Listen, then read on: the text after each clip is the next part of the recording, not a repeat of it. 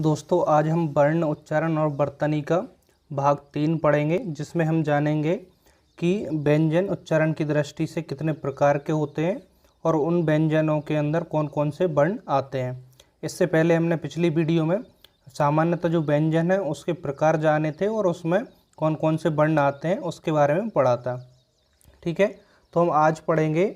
आज का हमारा टॉपिक रहेगा उच्चारण की दृष्टि से व्यंजन के प्रकार। उच्चारण की दृष्टि से व्यंजन के प्रकार। उच्चारण की दृष्टि से व्यंजन। ठीक है, उच्चारण की दृष्टि से व्यंजन। आज हम कंप्लीट उच्चारण की दृष्टि से जितने भी व्यंजन होते हैं उनके बारे में यहाँ पे पढ़ेंगे। तो सबसे पहले हम जानते हैं, कल की क्लास में हमने जाना थी कि सामान्यतः व्यंजन कितने प्रकार के होते हैं। सामान्यतः 6 प्रकार के होते हैं।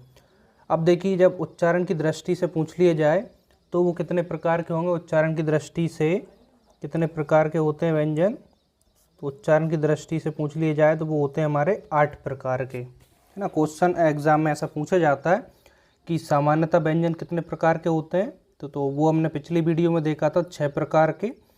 और यदि उच्चारण की दृष्टि से पूछ लें तो वो होता है कितने, 8 प्रकार के। ठीक है, MPSI में काफ़ी ऐसे क्वेश्चन पूछे जाते हैं, तो हमें 8 नाम भी मालूम होना चाहिए। तो चलिए हम सबसे पहले नाम देख लेते हैं। सबसे पहला होगा उच्चारण की दृष्टि से कंठ व्यंजन। कौन सा होगा, कंठ व्यंजन। दूसरा नाम क्या होगा, दूसरा होगा हमारा तालव्य व्यंजन। दूसरा तालव्य व्यंजन। तीसरा होगा हमारा मूर्धन्य व्यंजन। देखिए, नाम भी आपको अच्छे से याद होना चाहिए क्योंकि एग्ज़ाम में पूछ लिया जाता है कि इनमें से कौन सा एक उच्चारण की दृष्टि से व्यंजन का प्रकार है और कौन सा नहीं है। तो चौथा देखें, चौथा कौन सा होगा हमारा, दंत व्यंजन। चौथा होगा हमारा दंत व्यंजन। पांचवा प्रकार होगा इसका हमारा, कौन सा होगा, ओष्ठ व्यंजन। कौन सा होगा, ओष्ठ व्यंजन। छठा प्रकार देखें तो छठा होगा हमारा दंत्योष्ठ व्यंजन। दंत्योष्ठ व्यंजन। सातवां होगा हमारा वत्स्य व्यंजन। वत्स्य व्यंजन। और आठवां और लास्ट होगा हमारा स्वर यंत्रमुखी। स्वर यंत्रमुखी, या फिर इसको एक नाम से और जाना जाता है काकल्य व्यंजन। काकल्य व्यंजन। तो ये हमारे उच्चारण की दृष्टि से व्यंजन के 8 प्रकार हो गए। कौन कौन से, कंठ व्यंजन, तालव्य व्यंजन, मूर्धन्य व्यंजन, चौथा दंत व्यंजन, पांचवा हो गया ओष्ठ व्यंजन, छठा हो गया दंतोष्ठ व्यंजन, सातवां हो गया वत्स्य व्यंजन और आठवां और लास्ट हो गया कौन सा, स्वर यंत्रमुखी या काकल्य व्यंजन। अभी तो आपने इनके नाम अच्छे से जान लिए। अब देखिए, हमें इसके अंदर वर्ण देखना होगी कि इसके अंदर कौन कौन से वर्ण आते हैं। ठीक है, एक क्वेश्चन यहाँ से बनता है कि उच्चारण की दृष्टि से व्यंजन के प्रकार कितने होते हैं, 8। तो 8 के नाम देख लिए। अब इसके बारे में थोड़ा सा डिटेल जानते हैं। जैसे कि मैंने पिछली वीडियो में भी देखा, पहले हम इसको डेफिनेशन के माध्यम से समझने की कोशिश करेंगे, बाकी एग्जाम में सिंपल हमें वर्ण अकेले याद रखना होता है। कंठ व्यंजन। कंठ व्यंजन कौन से होते हैं, जिसको हम सिंपल लैंग्वेज में कहें कि जिसको हम कंठ द्वारा बोलते हैं या उच्चारित करते हैं वो कंठ व्यंजन। या इसकी एक और डेफिनेशन देना चाहें तो जिन व्यंजनों को उच्चारित करते समय हमारी जबान का पिछला भाग, हमारी जबान का पिछला भाग ऊपर कोमल तालु को स्पर्श करता है। कोमल तालु कौन सी होगी, कोमल तालु, जब आप इसको उच्चारित करके देखेंगे समझ जाएंगे कि हमारे जबान का जो पिछला भाग होता है उसके जस्ट ऊपर कोमल तालु होती है। तो ऐसे व्यंजन जिनको उच्चारित करते समय हमारी जबान का पिछला हिस्सा ऊपर कोमल तालु को स्पर्श करता है वो हमारे कंठ व्यंजन कहलाते हैं। ठीक है, डेफिनेशन आपको समझ में आ गई। याद नहीं रखना, याद आपको सिंपल क्या रखना है, वर्ण। कंठ व्यंजन में कौन कौन से वर्ण आएंगे? सिंपल याद रख लीजिए आप कि इसमें क वर्ग आ जाएगा पूरा, इसमें क वर्ग पूरा आ जाएगा, ठीक है। जैसे कि क, ख, ग, घ और ड़, ये पांचों जो वर्ण होंगे वो किसके अंदर आएंगे? कंठ व्यंजन में। सिंपल आप इतना याद रख सकते हैं क वर्ग, तो क वर्ग आपको याद ही होगा क्या क्या होता है, तो चार पांचों वर्ण इसमें आ जाएंगे। अब आती है तालव्य व्यंजन की। तालव्य व्यंजन की डेफिनेशन इससे अपोजिट मान लीजिए कि ऐसे व्यंजन जिनको उच्चारित करते समय हमारी जबान का अगला वाला भाग ऊपर कठोर तालु को स्पर्श करता है। कठोर तालु यानी कि आगे जो हमारा मसूड़े होते हैं उससे ऊपर वाला जो हिस्सा होता है उसे हम कठोर तालु बोलते हैं। तो इन जो व्यंजन होंगे तालव्य व्यंजन, इनको यदि उच्चारित करेंगे तो हमारी जबान का अगला भाग कठोर तालु को स्पर्श करेगा, ठीक है। तो इसमें कौन से आ जाएंगे? इसमें अगला जो आएगा च वर्ग पूरा आ जाएगा, च वर्ग पूरा आएगा। जैसे कि च, छ, ज, झ और इंगा। अच्छा, इसमें एक चीज़ और याद रखिए, इसमें प्लस करके दो वर्ण और आएंगे, सा और या। इसको आप अच्छे से याद रखिए क्योंकि चा वर्ग तो पूरा आ गया और तालब में कौन से सा और या और आएंगे। अच्छा, इसको आप बोल के भी उच्चारित करके देख सकते हैं, जैसे कि च, झ, जैसे कि आप इसको उच्चारित कर रहे हैं ज, तो आप देख रहे होंगे आपकी जबान का अगला भाग है वो ऊपर कठोर तालु को स्पर्श कर रहा है। झ, इंगा, सा, या। आप इसको उच्चारित कर कर एक बार फिर अपने से देख सकते हैं ताकि आपको इजीली याद रहे, ना कि एग्जाम में सिंपल कितना याद रखना है, कंठ व्यंजन का वर्ग पूरा, तालव्य व्यंजन चा वर्ग पूरा और सा और या, बस इतना याद रखना है। एग्जाम में ऐसे ही क्वेश्चन पूछे जाते हैं। मूर्धन्य व्यंजन, मूर्धन्य व्यंजन कौन से होंगे? देखिए, मूर्धन्य व्यंजन वो व्यंजन होंगे जिनको हम उच्चारित करें तो हमारी जबान का अगला भाग है जो ऊपर कठोर तालु है। जैसे अभी इसका देखा, कठोर तालु के जो मध्य भाग है, कठोर तालु का जो मध्य भाग है उसे हम मूर्धन्य भी बोलते हैं, मूर्धा भी बोलते हैं। तो जब मूर्धन्य से स्पर्श करेगा तो हमारा वो मूर्धन्य व्यंजन कहलाएंगे। तो डेफिनेशन याद नहीं रखना, आपको सिंपल वर्ण याद रखना। इसमें आएगा कौन सा? टा वर्ग पूरा। तो टा वर्ग कौन सा होगा? टा, ठा, टमाटर, टटेर, ड डमरू, ढ ढक्कन और अड़ा। ये क्या होंगे? हमारे मूर्धन्य व्यंजन के अंदर आएंगे। टा वर्ग पूरा, इतना याद रख लीजिए। और वर्ण कौन से होंगे? टा, ठा, डा, ढ़ा, ड़ा। दंत व्यंजन, दंत व्यंजन की हम डेफिनेशन देना चाहें, देखिए डेफिनेशन में साथ में इसलिए मैं आपको समझा रहा हूँ ताकि आपके लिए याद रह सके और किस तरीके से हमें याद रखना है। तो लास्ट में इस वीडियो को मैं बताऊंगा कि आपको एग्जाम में उसको कितना याद रखना है।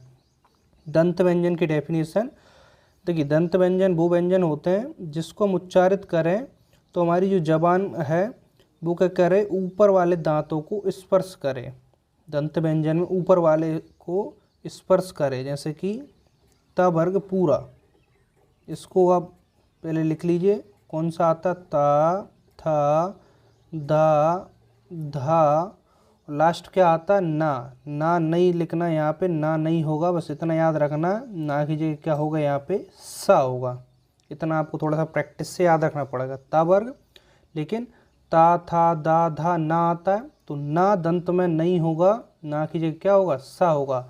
चाहे तो आप ऐसा लिख लीजिए, देखिए साइड में यहाँ पे ना को लिखकर इसको काट दीजिए, यानी कि ना नहीं आएगा, इसमें सा होगा, ठीक है। दंत व्यंजन, इसको उच्चारित करिए। ता, देख रहे हैं आप जबान जो ऊपर वाले दांतों से स्पर्श कर रही। था, तो इसमें भी जबान ऊपर वाले उससे स्पर्श कर रही है।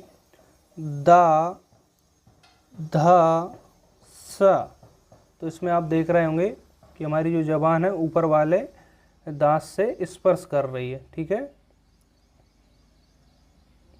चलिए इसके बाद आगे देखते हैं ओष्ठ व्यंजन। थोड़ा सा इसका ब्राइटनेस क्लियर करते हैं।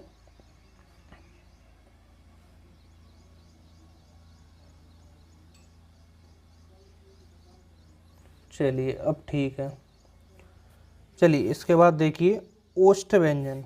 ओष्ठ व्यंजन क्या होंगे, जैसे कि ओष्ठ क्या होता है, ओंठ। देखिए जिन व्यंजन वर्णों को उच्चारित करते समय हमारे ओंठ आपस में मिलते हैं और जो हमारे मुख से हवा निकलती है उसका अवरोध करते हैं, वो हमारे ओष्ठ व्यंजन के अंदर आते हैं। तो ओष्ठ व्यंजन हमारा आ जाएगा कौन सा, ता के बाद कौन सा आता है, पा वर्ग।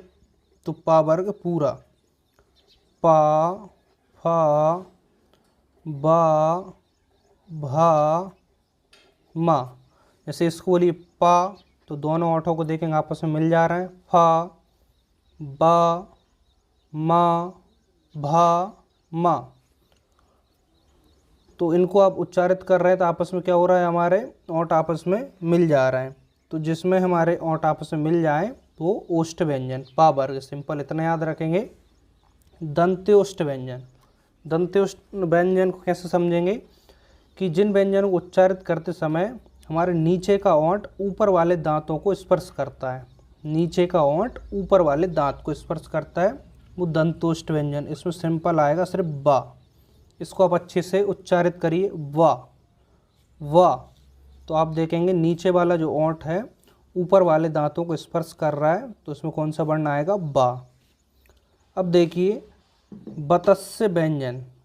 बतस्य व्यंजन कौन से होंगे, जैसे कि आपने इसको उच्चारित करेंगे तो हमारी जो जबान का अगला भाग है वो ऊपर मसूड़े को स्पर्श करेगा, ऊपर वाले मसूड़े। तो जो ऊपर वाले मसूड़े होते हैं उसी को हम बत्स्य बोलते हैं।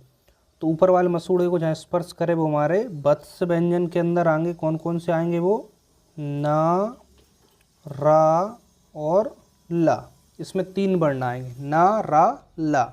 ठीक है। अब लास्ट देखिए स्वर यंत्रमुखी या काकल्य व्यंजन। देखिए इसमें कौन सा आएगा, यानी कि इसकी डेफिनेशन कहती है कि स्वर यंत्रमुखी या काकल्य व्यंजन को जब हम उच्चारित करते हैं तो हमारे मुख पर एक संघर्ष उत्पन्न होता है, तो वो हमारा स्वर यंत्रमुखी या काकल्य व्यंजन कहलाता है। तो इसके अंदर हमारा कौन सा आएगा, एक ही वर्ण आएगा इसके अंदर, हा। कौन सा आएगा इसके अंदर, हा वर्ण जो होगा स्वर यंत्रमुखी या काकल्य व्यंजन के अंदर आएगा। चलिए अब जल्दी से हम इसको रिवाइज करते हैं और मैं आपके लिए बताता हूँ एग्जाम में कैसे पूछे जाते हैं क्वेश्चन। यहाँ से सबसे पहले उच्चारण की दृष्टि से व्यंजन कितने प्रकार के होते हैं, तो वो होते हैं हमारे 8 प्रकार के। तो एक क्वेश्चन यहाँ से बन गया। अब बाकी कैसे पूछा जाएगा, कंठ व्यंजन में कौन कौन से वर्ण आते हैं, तो इतना याद रखना, का वर्ग सिंपल, क्योंकि इसमें कोई एक्स्ट्रा नहीं है। का खा गा, का खा गा घा ड़ा, तो इतना याद रखना है। ये वर्ण किस में आएंगे, कंठ व्यंजन में। तालव्य व्यंजन में चा वर्ग पूरा आएगा, चा छा जा झा इंगा, और 2 वर्ण एक्स्ट्रा आएंगे, इनको याद रखना, सा और या। ठीक है, बस इतना ही याद रखना। मूर्धन्य व्यंजन की बात करें तो इनमें से कौन सा मूर्धन्य व्यंजन के अंदर आएंगे, तो टा वर्ग पूरा आएगा, टा ठा डा ढ़ा डा। ठीक है। दंत व्यंजन ता वर्ग पूरा आएगा, लेकिन इसमें आपको लास्ट में याद रखना है ता था धा धा ना आता है, तो ना नहीं होगा, इसको कैंसिल कर दिया, सा आएगा। एक्स्ट्रा वर्ड इसमें एक सा है। ओष्ठ व्यंजन के अंदर पा वर्ग पूरा आ जाएगा, पा फा बा भा मा। दंत्योष्ठ के अंदर बा वर्ण, बतस्य व्यंजन के अंदर ना रा ला, स्वर यंत्रमुखी काकल्य के अंदर हा आएगा। ठीक है। अब आपको अच्छे से क्लियर हो गया होगा कि हमें एग्ज़ाम में किस तरीके से इनको देखना है और किस तरीके से एग्ज़ाम में पूछे जाते हैं। तो बस सिंपल पूछा जाता है कि कौन से व्यंजन के प्रकार के अंदर कौन कौन से वर्ण आते हैं। तो इसको आप कैसे याद करेंगे, इसको आप ऐसा कैसा एक टेबल बना लीजिए और इसको बार बार रिपीट करिए, और बार बार रिपीट करने से आपको ऑटोमेटिक याद हो जाएंगे। तो ठीक है, इस वीडियो में हमने व्यंजन उच्चारण की दृष्टि से व्यंजन को पढ़ लिया। नेक्स्ट एक वीडियो और जिसमें कि हम व्यंजन के कुछ और प्रकार हैं, जैसे कि घोषद्व के आधार पर, प्राणद्व के आधार पर, उनको और नेक्स्ट वीडियो में पढ़ लेंगे। इसके बाद मैं इसकी आपके लिए थोड़ी सी एक प्रैक्टिस करा दूंगा, तो आपको आइडिया लग जाएगा एग्ज़ाम में कैसे पूछे जाते हैं क्वेश्चन। फिर इसके बाद एक छोटा सा हमारा बर्तनी बचेगा टॉपिक, तो उसको और जल्दी से इस चैप्टर के अंदर पढ़ेंगे। इसके बाद हम नेक्स्ट चैप्टर पढ़ेंगे। तो आई होप आज की वीडियो आपको जरूर पसंद आई होगी। यदि वीडियो पसंद आई तो वीडियो को जल्दी से लाइक कर दें, और आप चैनल पर नहीं हो तो चैनल को सब्सक्राइब कर दीजिए और बेल आइकन को भी प्रेस कर दीजिए।